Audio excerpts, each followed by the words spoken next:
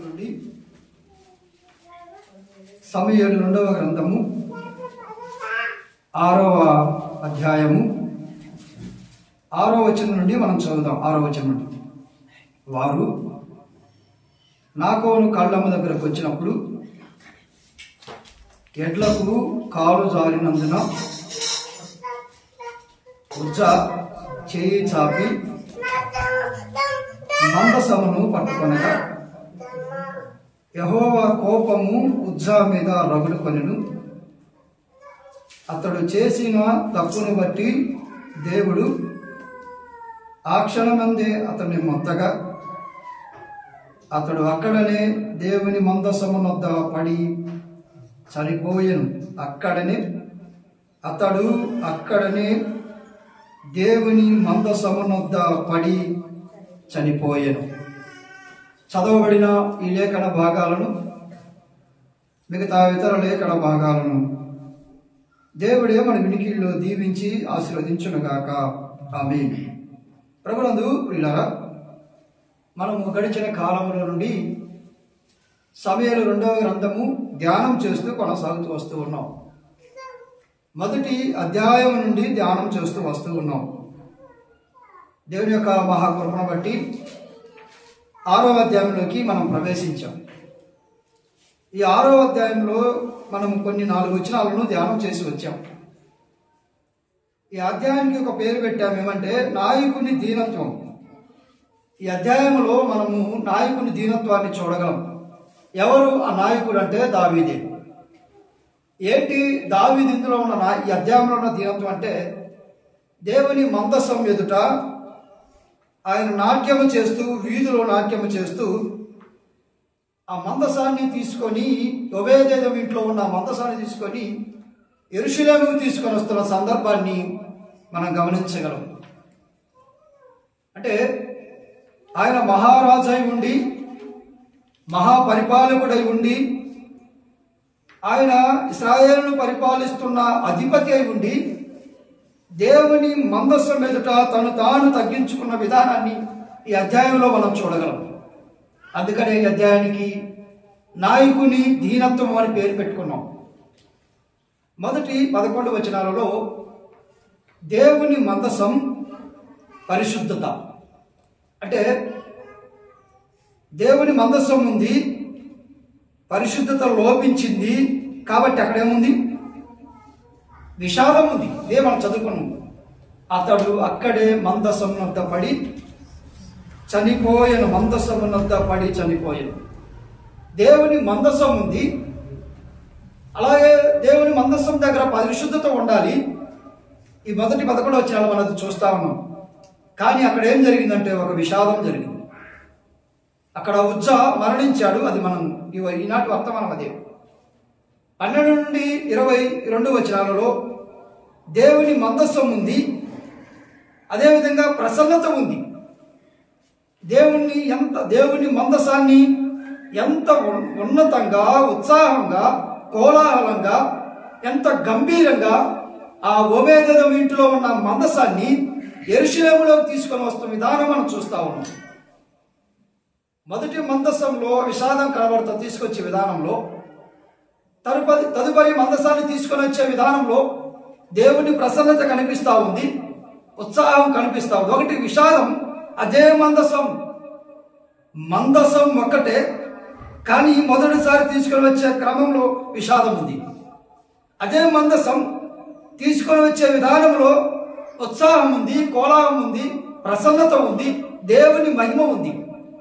అదే మనం చూస్తా ఉన్నాం. అట్లయితే ఈ ఉదయకాల వర్తమానం ఏమంటే, గడిచిన కాలంలో మందసం అంటే ఏంటి అది చూసాం. దేవుని మందసం అంటే ఏంటి, మందసానికి ఉన్న పేర్లు ఏంటి, వాటిని గమనించి దాటి వచ్చాం.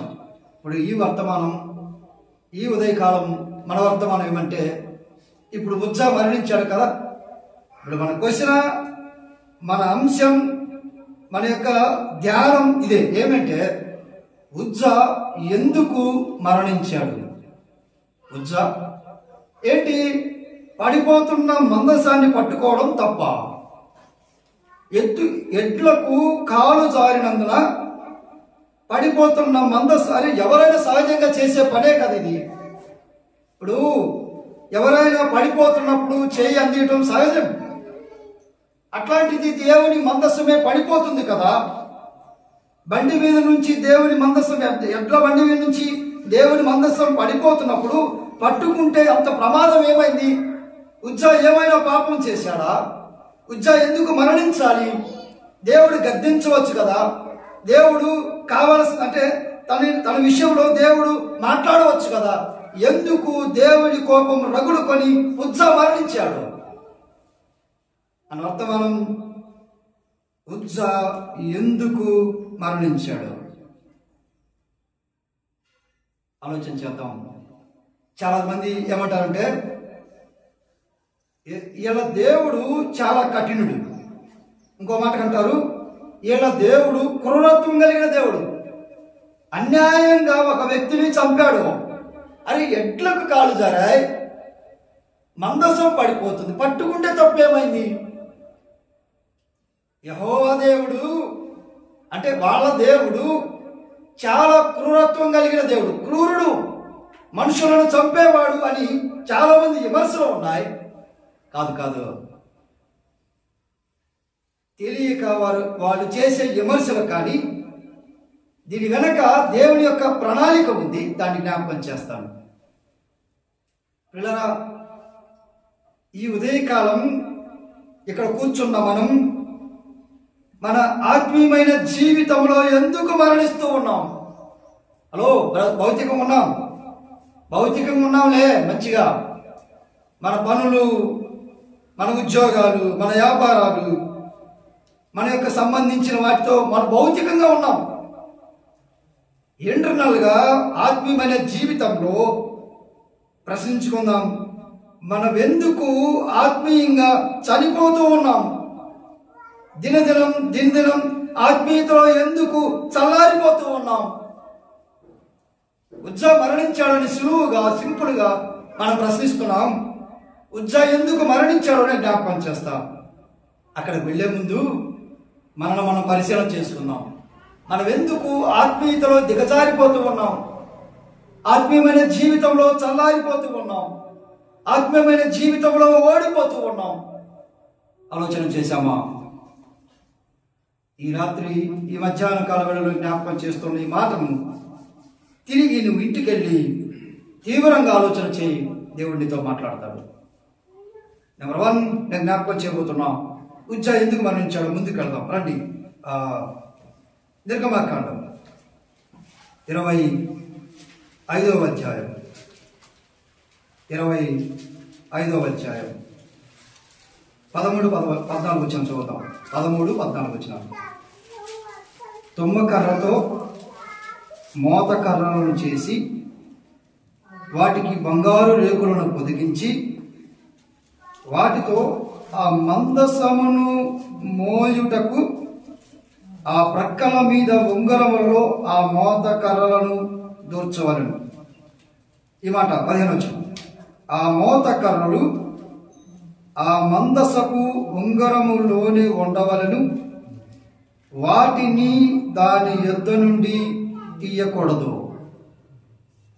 దేవుడు మోషేతో మాట్లాడుతూ దేవుడు ఏమన్నాడంటే, మోషే, నేను దిగి వస్తున్న ప్రతిసారి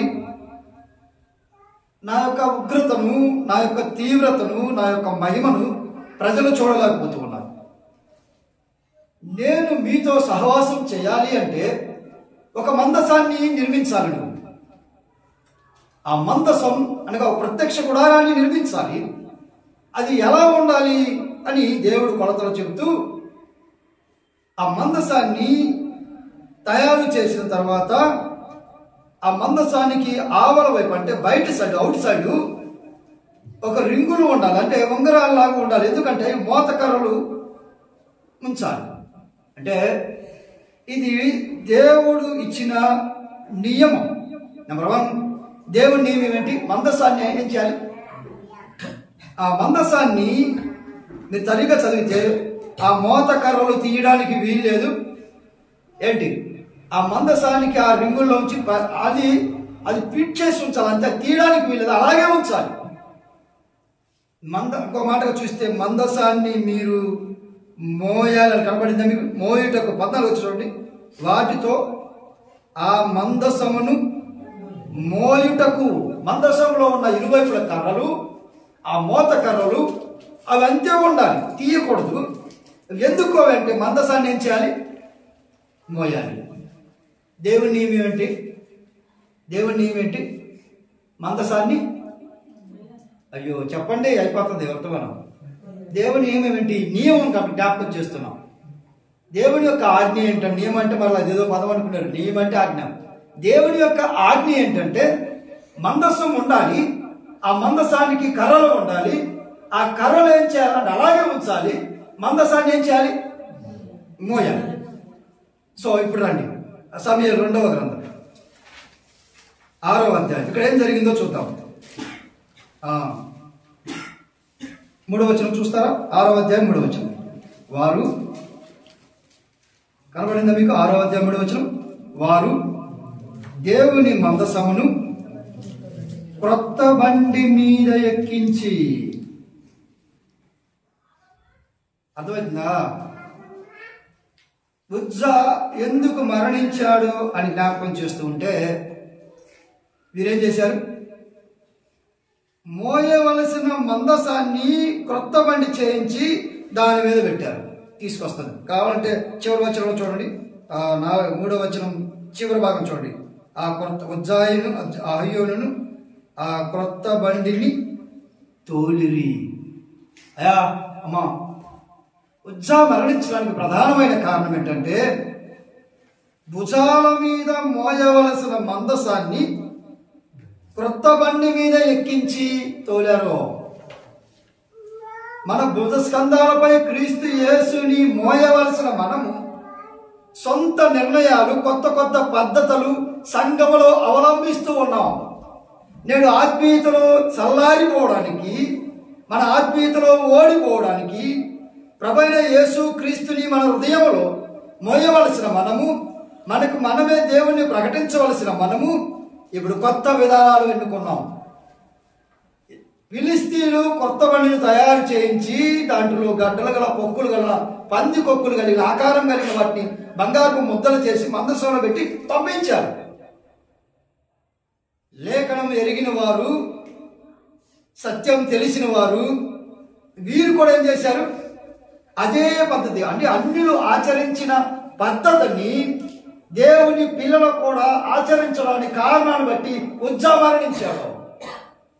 అర్థమవుతుంది అనుకుంటా. నేడు అన్యుల పద్ధతిని అవి కొత్త విధానాలుగా తీసుకొని వచ్చి స్థానిక సంఘాలలో ప్రవేశపెట్టి అవలంబిస్తున్న ఓ విశ్వాసి సహోదరుడా, దేవుని సేవకుడా, నీ పతనం మన పతనం మొదలైనట్లే. అన్యుల పద్ధతిని ఆచరించడం కాదు, కొత్త విధానాన్ని ప్రవర్తించడం కాదు, దేవుడు చెప్పిన విధానాన్ని, దేవుడు చెప్పిన నియమాన్ని కొనసాగించాలి. మందసం ఎప్పుడైనా సరే, ఎక్కడైనా సరే భుజాల మీదనే మోయాలి. దేవుని సువార్తను ఎప్పుడైనా సరే, ఎక్కడైనా సరే దేవుని పిల్లలు ఖచ్చితంగా చెప్పాలి. దేవుని విధానం అది. సర్వలోకానికి వెళ్ళి సర్వ సృష్టికి సువార్తను ప్రకటించులని అది దేవుని నియమం. కొత్త విధానాలు అవలంబించి సువార్తను మరిచి కొత్త కొత్త హంగులతో ప్రజలను ఆర్భాటాలతో సృష్టిస్తున్న ఓ సహోదర సహోదరి, ఆత్మీయమైన జీవితంలో మనం ఓడిపోతూ ఉన్నాం. ఆత్మీయ సంఘాల యొక్క క్షీణత, సంఘాల యొక్క ఐక్యత, సంఘంలో ఉండవలసిన ఆత్మ ప్రభావం చల్లారిపోవడానికి ప్రధానమైన కారణం లోకం అనుసరిస్తున్న ఆచారాలను, పద్ధతులను సంఘంలో ప్రవేశపెట్టబట్టే మనం నేడు క్రైస్తవంలో ఆత్మీయంగా చల్లారి ఓడిపోయి మరణిస్తూ ఉన్నాం. ఒకటి, దేవుని నియమాన్ని మరచిన ఉజ్జా కారణం ఏమయ్యాడు? మరణించాడు. అర్థమవుతా? ఎవరికైనా అర్థం కాకపోతే తర్వాత మాట్లాడండి. ఇప్పుడు నేను తర్వాత మాట్లాడతా. నెంబర్ 1, దేవుని నియమం ఏంటి? మందసాన్ని ఏం చేయాలి? భుజాలపై మోయాలి. మన నియమం ఏంటి? మన నియమం ఏంటి? అది జ్ఞాపకం చేస్తూ ఉండగా ప్రభు అయిన యేసు క్రీస్తు వారి గురించి మనం ఏం చేయాలి? అది అందరికీ సువార్త పరిచర్య అనేది అది అందరికీ అప్పగించబడింది. హలో, పత్రికలు ఇస్తేనే సువార్త కాదు. ఒకవేళ వ్యక్తిగతంగా సువార్త చేస్తే అది సువార్త కాదు. సంఘంలో ప్రకటిస్తేనే సువార్త. అంటే ఎవరికి ఇవ్వబడిన భారం వారిది. నేను మరలా జ్ఞాపకం చేస్తున్నాను, సువార్తలో పలు విధాలు, పలు రకాలు. నీకు ఇవ్వబడి నీ ఇంటెన్షన్, నీ కోరికేంటి? సువార్తను ప్రకటించాలి. అది ఏదో ఒక రీతిగా, అది ప్రార్థన ద్వారా కావచ్చు, సహాయము ద్వారా కావచ్చు, ఒకవేళ వారి వారి వారి యొక్క అవసరతలో పాలుపప్పుడే కావచ్చు. ఏదైనా సరే లేఖనాన్ని అనుసరించి మనం సువార్తను ప్రకటించాలి. దాటి వస్తున్నాం. దేవుని నియమం ఏంటి? మందసాన్ని ఎక్కడ మోయాలి? ఎవరు మోయాలి? ఎవరు మోయాలి? చూస్తావా? రండి. సంఖ్యాకాండం 4వ అధ్యాయం 15వ వచనం చూస్తారా? ఎవరు మోయాలి? 15వ వచనం. దండు ప్రయాణమైనప్పుడు అహరోను అతని కుమారులను పరిశుద్ధ స్థలము యొక్క ఉపకరణములన్నిటి కప్పుట ముగించిన తరువాత ఎవరు? కహతీయులు దాన్ని మోయవలెను. ఎవరంట మోయాలి? వినండి. ఇశ్రాయేలు గోత్రం వారు 12 గోత్రాలు. 12 గోత్రాలలో లేవి గోత్రము యాజకత్వాన్ని నిర్వర్తించడానికి దేవుడు ఎన్నుకున్నాడు. లేవి గోత్రము యాజకత్వాన్ని నిర్వహించడానికి దేవుడు ఎన్నుకున్నాడు. ఈ లేవి గోత్రంలో కూడా, లేవి ఎవరు అంటే యాకోబు కుమారుడే. ఈ యాకోబు కుమారులు లేవి గోత్రంలో ప్రత్యక్ష గుడారంలో ఏం చేయాలంటే 2 భాగాలు అవుతారు. ఈ లేవీలు కూడా 2 భాగాలు. గమనించండి. అహరోను సంతానమేమో ప్రత్యక్ష గుడారము లోపల ఉన్న బలిపీఠము దగ్గర పరిశుద్ధ స్థలం, అతి పరిశుద్ధమైన స్థలంలో పనిచేయాలి. మరి 2వ భాగం ఏంటి? కహతీయులు. వీళ్ళు కూడా లేవీలే. కానీ వీళ్ళేం చేయాలంటే వీళ్ళ పని మందసం మోయడం మాత్రమే. వీళ్ళ పని ఏంటి? వాస్తవానికి అహరోను కుమారులు ఏం చేయాలంటే, అసలు ప్రత్యక్ష గుడారము ఆ దినాలలో ఒక చోట నుండి ఒక చోటకు మారుతూ ఉండేది. వారు ఎక్కడ పెడితే అక్కడ మందసం, ఆ ప్రత్యక్ష గుడారం వేసుకొని ఆ మందసం అక్కడ పెట్టి వాళ్ళు బలిని అర్పించి వాళ్ళు దేవుని ఆరాధించి కొనసాగుతూ ఉండేది. అయితే ఈ లేవీలు 2 భాగాలు. అహరోను సంతతి వారు ఏం చేయాలంటే లోపలికి వెళ్ళి ప్రత్యక్ష గుడారం, ప్రధాన యాజకులు వీళ్ళు ఏంటంటే ప్రధాన యాజకులు వేరు, ప్రధాన యాజకులు వేరు. ఈ కహతీయులు వాళ్ళేమో మందిరాన్ని చెప్పాలి. ఎవరు? ఈ అహరోను కుమారులు దాని మీద మందసం మీద గుడ్డ కప్పి, వాటినన్నిటినీ గుడ్డ కప్పి, వాళ్ళు కప్పిన తర్వాత ఈ కహతీయులు మాత్రమే ఈ మందసాన్ని, గెర్షోనీలు కూడా ఉన్నారు, వాళ్ళు ఎప్పటం కట్టడం వాళ్ళ పని గెర్షోనీలు. ఈ కహతీయులు పని ఏంటంటే భుజాల మీద మోయాలి. ఈ ఉజ్జా ఎవరు? ఒక అనామకుడు, లేవీడు కాదు. భుజం మీద మోయలేదు. తదుపరి దేవుని నియమం అంటే కహతీయులలో దేవుడు ఎంచుకున్న ఆ ప్రణాళికలో ఈ ఉజ్జా లేడు.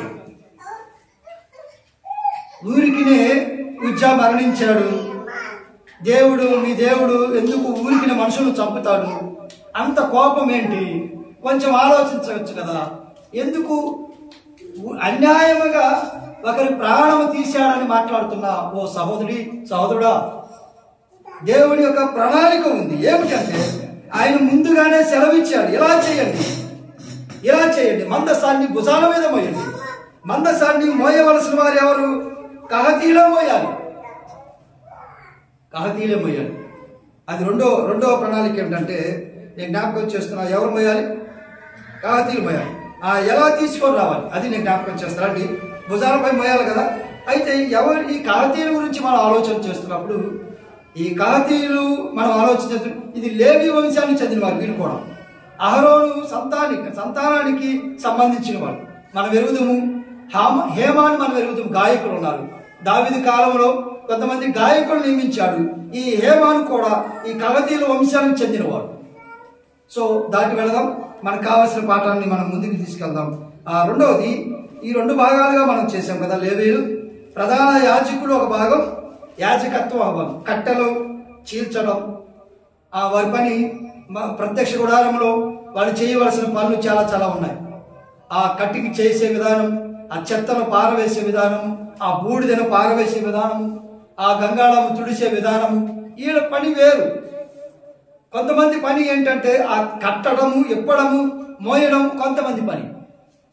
ఈ కహాతీయులు కేవలం ఎందుకంటే మందసం వారే మోయాలి, వారే భుజాల మీద మోయాలి. ఇప్పుడు ఆజ్ఞను మీరారా, ఆజ్ఞలో కొనసాగుతున్నారా? ఉజ్జా ఏమయ్యాడు? ఆజ్ఞను మీరి దేవుని కోపానికి కారణమవడం ప్రధానమైన కారణం నాడు పూర్వీకులు అవలంబించారు. వీరెందుకు అవలంబించలేదంటే ఎవరిని చూసి ఎవరు మరణించారు తెలుసా? ఫిలిస్తీన్లు ఉన్నారే, వాళ్ళు తీసుకెళ్లారు, దాగోని గుడిలో పెట్టారు. ఆ దాగోని గుడిలో పెట్టినప్పుడు వాళ్ళ దేవత ఏమైంది? తల విరిగి మండం వేరే పడిపోయింది. వాళ్ళు అనుకున్నారు ఏదో పొరపాటుని ఇది పడిందిలే మందసం ఎదుట అనుకున్నారు. మళ్ళా 2వ రోజు వచ్చేసరికి మండము, కాళ్ళు అన్నీ వేరే పడింది వాళ్ళ దేవత. అప్పుడు వాళ్ళకి అర్థమైంది ఈ మందసం ఏదో తర్వాత వారి పొక్కులు కలిగి గడ్డలు కలిగి అనేక మంది మొత్తగారు చనిపోయారు. వారికి అర్థమైంది ఇది మన పని కాదు, ఇది మంద కాదు. ఈ మందసం వారి దగ్గర ఉంటే విజయాలు పొందుతున్నాయి, అందుకని మనం మందసాన్ని తీసుకొచ్చాము. ఈ మందసం మన దగ్గర ఉంటే మన బ్రతకం. కాబట్టి మందసాన్ని తిరిగి వాళ్ళ దగ్గర తోలదాం, పంపిద్దామని చెప్పి వారు కొత్త బండిని తయారు చేసి పాడి ఆవులు కదా, పాలిచ్చే ఆవులను ఎద్దల బండిగా కట్టి వాళ్ళు పంపించారు. అది సమూయేలు మొదటి గ్రంథంలో 4వ అధ్యాయంలో మనం చూడగలం. 4 అధ్యాయాలు అవే. అది మనం గమనించి వచ్చాము. అయితే ఆ విషయాన్ని ఎవరు గుర్తించలేదు? ఈ ఉజ్జాగం గుర్తించలేదు. ఈ ఒబేదెదోము కుమారుడే అహీనోయము ఈ ఉజ్జా వారు గమనించలేదు. కారణం ఏంటంటే 20 ఏళ్ళుగా వారి ఇంట్లో ఉంది. వాళ్ళు ఏమనుకున్నారు? ఏం కాదు, అలవాటు అయిపోయింది. ఈ మందసాన్ని చూసి వాళ్ళకి ఏమైంది? ఇది ఏం చేయదు అనుకున్నారు, ఇదేం కాదు అనుకున్నారు. సమయం వచ్చింది, ఏమైంది? ఉజ్జా మరణించడానికి కారణమైంది. దేవుని నియమాన్ని మరిచిన ఈ ఉజ్జా. 2వ చూద్దానండి. సంఖ్యాకాండం 4వ అధ్యాయం 19వ వచనం, 19-20. వారు అతి పరిశుద్ధమైన దానికి సమీపించినప్పుడు వారు చావక బ్రతికి ఉండినట్లు మీరు వారిని గూర్చి చేయవలసిందేమనగా అహరోనును అతని కుమారులు లోపలకు వచ్చి ప్రతి వానికి వాని పనియు వాని బరువును నియమించవలను. 20వ వచనం. వారు చావకుండునట్లు పరిశుద్ధ స్థలమును రెప్పపాటు సేపైనను చూచుటకు లోపలికి రాకూడదు. ఏమంట? ప్రత్యక్ష గుడారం తెలుసు కదా మీకు. ఆవరణం, పరిశుద్ధ స్థలం, అతి పరిశుద్ధ స్థలం, అంతే కదా. ఆవరణం, పరిశుద్ధ స్థలం, అతి పరిశుద్ధ స్థలం. అహరోను కుమారుడు తప్ప ఎవ్వరు ప్రత్యక్ష గుడారంలో వచ్చి తొంగి చూసి ఒక్క రెప్పపాటైన సేపు, ఒక రెప్పపాట ఎంత ఉంటుంది? అరక్షణమో క్షణమో, ఒకవేళ కొంతమంది రెప్పలు అయిపోతే 2 క్షణాలు ఉంటుంది.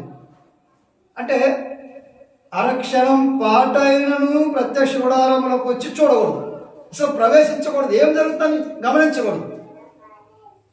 ధూపవృక్ష వేదికను, సన్నిధి రొట్టెల బల్లను, బంగారు దీపవృక్షమును చూడడానికి వాళ్ళకి అర్హత లేదు. మరి అట్లాంటిది అసలు ప్రత్యక్ష గుడారంలోనే పనిచేస్తారు, కానీ పరిశుద్ధమైన స్థలంలో ప్రవేశించి ఆ రెప్ప పాటైనా చూడడానికి అర్హత లేదు అని దేవుడు సెలవిస్తే అసలు దాని మందసాన్ని పట్టుకోవడం అంటే అది సామాన్యమైన కోపం ఆ దేవునికి?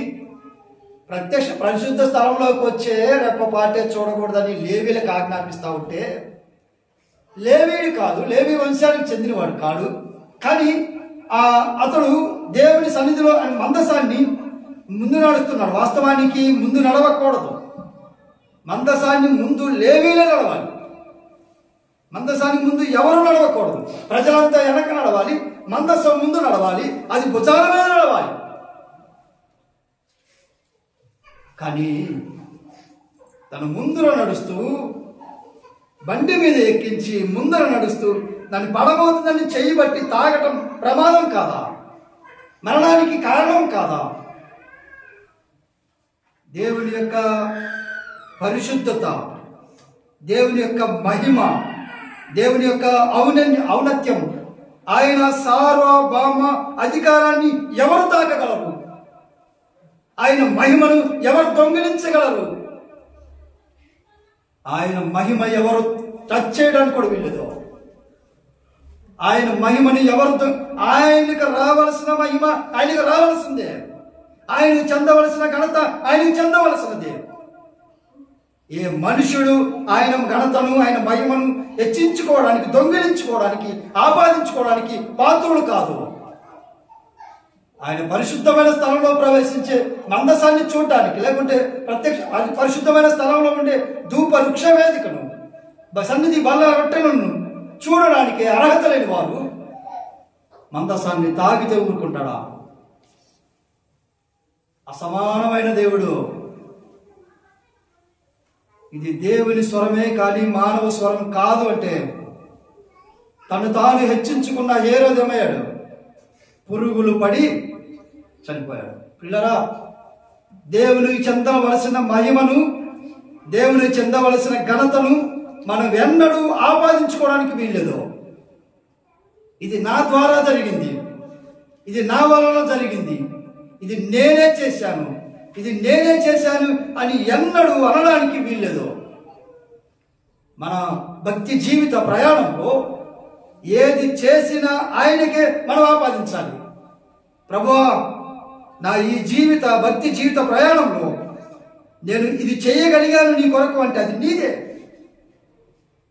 నేను ఇది ఇలా భక్తి జీవితాన్ని కొనసాగిస్తున్నానంటే, నేను ఇంత మంచి సాక్ష్యాన్ని సంపాదించుకుంటున్నానంటే, నీ కొరకు ప్రతి ఆదివారం ఆరాధనలో పాల్గొంటున్నానంటే, ప్రతి బుధవారం, ప్రతి శనివారం, ప్రతి కూడికి నేను పాల్గొంటున్నానంటే నా శక్తి కాదు, ఇది కేవలం నీ మహిమే. నీవు ప్రేమించిన జీవితాన్ని పొడిగించకపోతే నేను ఏ పాటి వాడిని, నేను ఎంతటి వాడను, నేను ఏమి చేయగలను? దేవుని సన్నిధిలో మనం ఎలాగూ సాగిల పడదాం. దేవా, నేను ఏ పాటి వాడను, ఏ పాటి దానను, నిష్ప్రయోజకులం కాదా అని మనం ఒప్పుకోవాల్సిందే. నా జీవితంలో ఏది జరిగినా నీకే మహిమ రావాలి. కనురెప్ప పాటైన పరిశుద్ధమైన స్థలంలో ప్రవేశించడానికి వీల్లేదు అంటే అదే నియమం నేడు మనకుంటే ఎవరు దేవుని సన్నిధిలో నిలబడం. అదే తీక్షణమైన కోపం, అదే తీవ్రమైన కోపం, అదే నియమం, అదే నియామకం నేడు మన సంఘాలలో ఉంటే ఎవరు కనబడం. ఎంతమంది మనము అవిధేయతగా జీవించి వచ్చి దేవుని సన్నిధిలో కూర్చుంటున్నాం. అసలు వాళ్ళు ప్రత్యక్ష గుడారంలో అటు ఇటు తిరుగుతూ ఉన్నారు, కానీ ఏమి జరుగుతుందో అని ఆలోచన చేయడానికి కూడా వీల్లేదు. అంటే పరిశుద్ధమైన స్థలంలో ఆశ ఉంటుంది కదా, మరి ఏం జరుగుతుంది అక్కడ, ఎలా ఉంటున్నారు ఇక్కడ అని ఆలోచన చేయడానికి కూడా వీల్లేదు. దేవుడు చెప్పాడు, రెప్పపాటైన ఆ పరిశుద్ధమైన స్థలములో ఎవరు ప్రవేశించడానికి వీల్లేదు. అంత నియమం పెడితే జారిపోతుందని మందసాన్ని నువ్వు తాగుతావా? చూడ్డానికే అర్హత లేదు, తాగుతామా? అసలు వాస్తవానికి ఆయన పేరైన ఎత్తుటకు మనకి అర్హత లేదు. యేసు ప్రభువా అని అనడానికి, తండ్రి అని అనడానికి, అబ్బా అని అనడానికి మనకేమాత్రము యోగ్యులము కాదు, అర్హులము కాదు. కానీ మనకెంత కృపను అనుగ్రహించాడు. ఇది కృపాకాలం, పాపం చేయడానికి కాదు ఈ కాలం. కృపను ఆధారం చేసుకొని పాపం చేయడానికి కాదు, కృపను ఆధారం చేసుకొని ప్రభువుని హెచ్చించడానికి. లేకుంటే మనం ఎప్పుడు మన సమాధుల్లో గడ్డి కూడా మలిసిపోయేదేమో. పిల్లరా, ఉజ్జా మరణించడానికి రెండవ కారణం ఏంటంటే దేవుని యొక్క నియామకం ఉంది. ఎవరు ప్రవేశించాలో ఎవరు ప్రవేశించకూడదు ఒక నియామకం, కొలత ఉంది. అవధులు దాటిన ఉజ్జా, దేవుని యొక్క ఉద్దేశాన్ని ఎరగని ఉజ్జా, దేవుని లేఖనాన్ని ఎరగని ఉజ్జా, దేవుని యొక్క ఆయన పూర్వకాలంలో చెప్పబడిన వాటిని మరచిన ఉజ్జా కారణాన్ని బట్టే మరణించాడు. నెంబర్ 1 నేను జ్ఞాపకం చేశా, దేవుని నియమం ఉంది, అది భుజాలపై మోయాలి. దేవుని యొక్క నియామకం ఉంది, ఎవరు దాంట్లోకి ప్రవేశించకూడదు. మూడో మాట జ్ఞాపకం చేసి నేను ముగిస్తాను. రండి, మూడో మాటకు రండి. యెహోషువ గ్రంథం రండి. యెహోషువ గ్రంథం 3వ అధ్యాయం 4వ వచనం. యెహోషువ గ్రంథం 3వ అధ్యాయము 4వ వచనం చదువు. మీకును దానికిని దాదాపు 2000 కొలమూలల ఎడముండవలను. ఎంత దూరం అంట?